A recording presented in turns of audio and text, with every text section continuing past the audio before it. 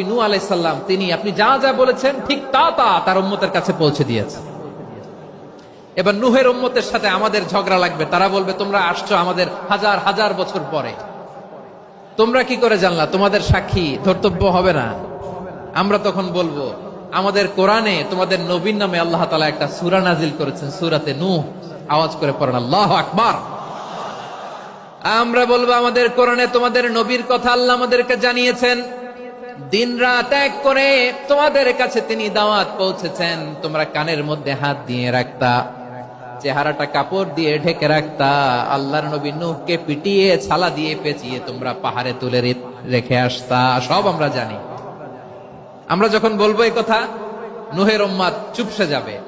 তখন আমরা সত্য বলেছি কিনা এটা আল্লাহ তাআলা জানতে চাইবে বিশ্বনবীর কাছে। তখন বিশ্বনবী আমাদের পক্ষে সাক্ষী দিবেন। আওয়াজ করে বলেন আল্লাহু আকবার।